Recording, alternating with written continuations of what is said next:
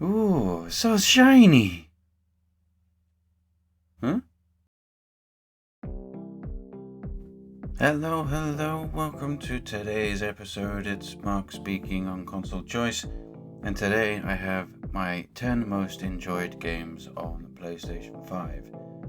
To be nice and clear, this is not an exhaustive list. There are plenty of other games out there, ones I haven't got round to yet to enjoy, and ones I have thoroughly enjoyed. They just haven't quite made the cut. Not all of these games are exclusive to PS5 either. A number of them are available on multiple platforms, so don't worry if you don't have a PlayStation, you'll still be able to play some of these. Let me know if you agree with my list down in the comments. Let me know your favourites, or favourites that you're playing on any other console, Xbox, Switch, whatever you like. Now then, that's enough of that. Let's take a look at the good stuff.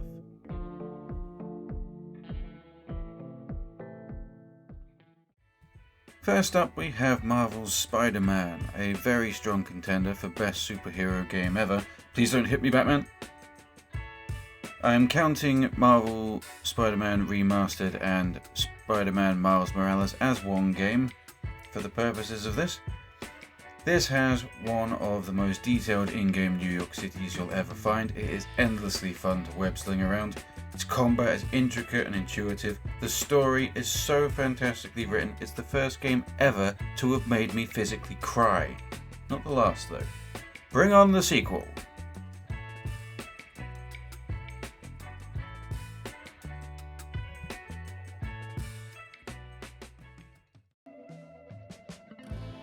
Next up, Ratchet Clank Rift Apart. A series with a long history of game entries, none of which I've ever played before, but playing the others isn't necessary. It's a third-person action shooter where you tear through enemies using a variety of different weapons. A basic style, but oh so satisfying. The first game I've ever played where it went from a cutscene into actual gameplay without me even realizing it, an experience I cannot describe properly. The presentation really is flawless, the graphics are absolutely stunning, the story is straightforward, but the game has a goofy sense of humour that harkens back to the days of Sam and Max and Invader Zim. In fact, the voice actor for Invader Zim had a role in this game. Just how well the haptic feedback on the PS5 controllers works has to be felt for yourself, and Ratchet is a great game to experience it. Not the longest game on the system. I was able to platinum trophy this in about a week, but it does have a new game plus if that's your thing.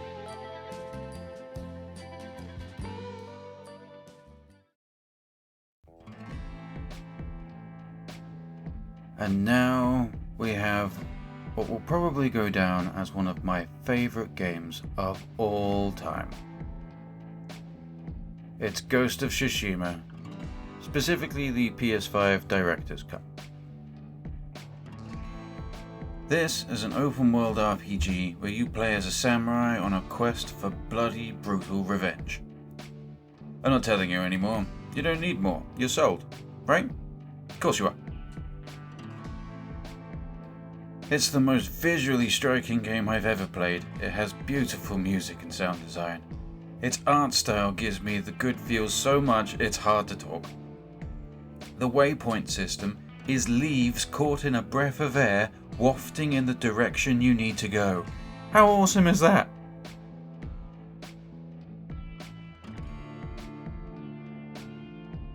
There's even a black and white mode to make it look like an old Kurosawa film. Beautiful. Also, this game got me more attached to my horse than any Zelda game ever has. I love you, Nobu! You want this game, don't you? I know you do. I can tell. Now we have an exclusively co-op entry in It Takes Two. Quite literally, you can only play this with another human people. No, having a second controller on your lap fumbling at the controls will not work. It's a 2D puzzle platformer. The premise is that a little girl's parents are about to divorce, so she makes little voodoo dolls of them, and then makes a wish that they'll be friends again. Together with advice from Dr. Hakim, the Book of Love, they must make their way through a metaphoric version of their own house so they can return to their human state. The levels are quirky and have a huge variety in the puzzles and set pieces they offer. I played through this with my wife, a fine example that even if you don't love platform games, there's still a lot to enjoy here. So grab a spouse, grab a friend, hell, grab that guy walking past your house. You'll both have a great time. We did. More like this, please, EA.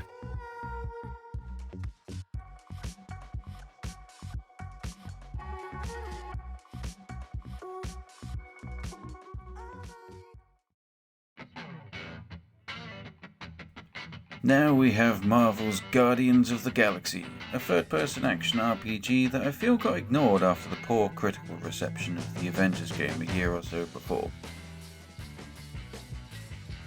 Yes, I know, it takes a bit of time before you accept that the Guardians don't sound or look exactly like their MCU counterparts, but make no mistake, the design choices here are spot on. You play as Star-Lord with the other Guardians and some guest characters following you as your team. You make your way through fairly linear levels with some hidden paths to grab collectibles, going from one batch of enemies to another. The combat system comes across as simple button mashing to begin with, but it soon ramps up with strategic timing and intricate team combos. Holding this basic gameplay style together is the dialogue that frequently goes on between the characters. This includes response choices for you the player to keep you involved. Some of these choices have story effects, most don't. What really helped me in the game was that the story was fairly original in the fact that it hasn't been in an MCU movie yet, and the humour is genuinely funny. I stand by my opinion, this is an underrated gem.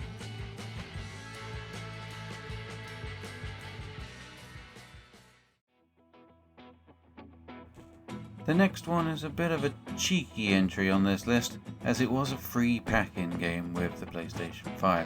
It's Astro's Playroom. It's a 3D platforming collectathon in the style of Mario 64 and Banjo-Kazooie. Essentially a tech demo for the PS5 DualSense controller, it's not long or particularly challenging, but it's filled with a Yoshi level of charm and cuteness that only a cold-hearted bastard could resist. That's you, isn't it?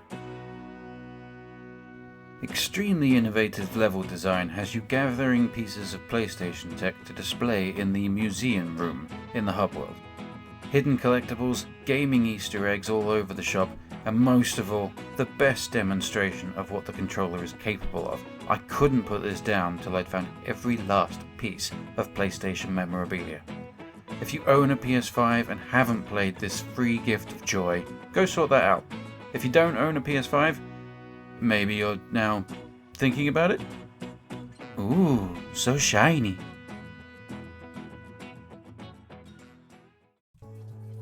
Next up we have LEGO Star Wars The Skywalker Saga. The LEGO Star Wars games have been around for about 18 years now and are single-handedly responsible for all of the licensed LEGO games in existence. As a massive Star Wars fan, I've loved these from day one, and the latest entry is no exception. The gameplay is basically the same as it's always been. You run through levels, smashing everything in sight with a variety of characters, solving simple LEGO-based puzzles on the way. Blue milk. This entry covers all 9 films, is packed with the franchise's amazing score, and is the first time they've recorded dialogue for the game. It isn't the original cast, although a lot of the voice work was done by the cast of Clone Wars, reprising their roles. About 1 billion collectibles to gather, from characters to ships to upgradable abilities. I've deliberately not got everything yet because I just don't want the game to end. Yes, it does have its faults. What do you mean you don't get to blow up the second Death Star?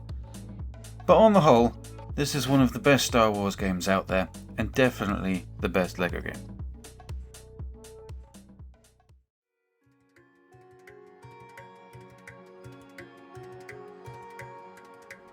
Next up, we have Sonic Frontiers. Sonic's had a rough old time of it in the last 25 years. Anyone else play Sonic and the Secret Rings? Ugh. Sonic Frontiers is Sega's crack at making a Breath of the Wild type game.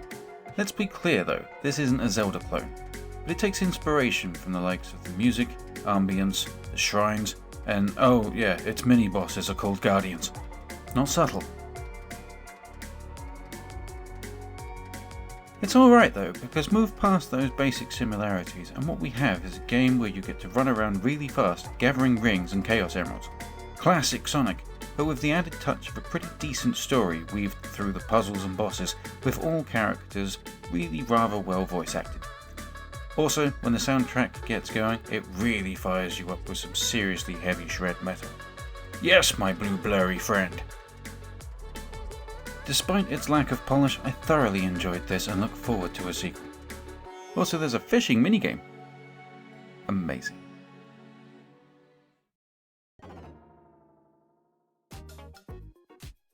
Now it's time to talk about Immortals Fenyx Rising. This is the best game that isn't Breath of the Wild that you can play. It truly does pinch a bunch of elements from Zelda, and it's not ashamed of it. The climbing mechanic, the shrines, the 4 boss before final boss setup. The guys that made this loved Breath of the Wild. But none of this is a bad thing, and what Ubisoft adds on top of that is their own flair for storytelling, a fantastic 4-fall break sense of humour, and a combat system that, I actually prefer to Zelda's. So, if at some point you've run out of Zelda to play, then Fenyx Rising will not only scratch that itch, but give you an experience all its own. Best part, I've seen it in eShop sales for like a tenner multiple times. Glorious.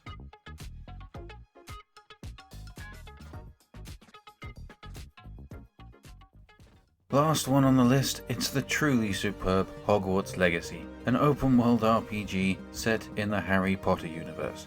Need more? Okay. This is the most lovingly crafted game to be released in recent years. The game world has more detail crammed into it than a paragraph from Lord of the Rings.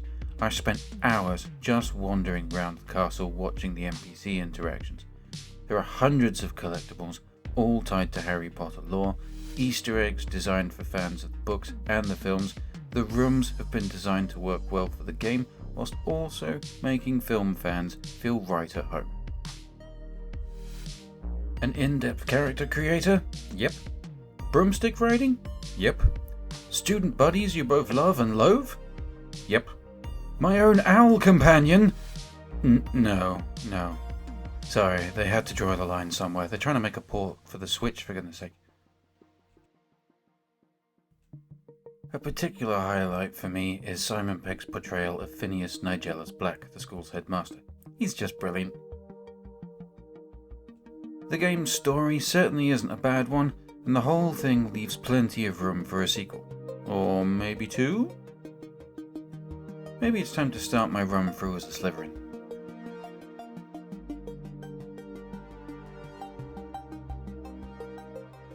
Alright, one more cheeky one. It's Stray, where you play as a cat trying to escape from a city populated by friendly robots. Just couldn't quite narrow down the list, but I loved this one too. And that's my most enjoyed games on PS5 so far. What do you think of my list? Share some of your favourite console games in the comments. As always, like and subscribe. I'm Mark from Console Choice, and I'll have more for you soon. Look at him. Sweet little kitten. Aww.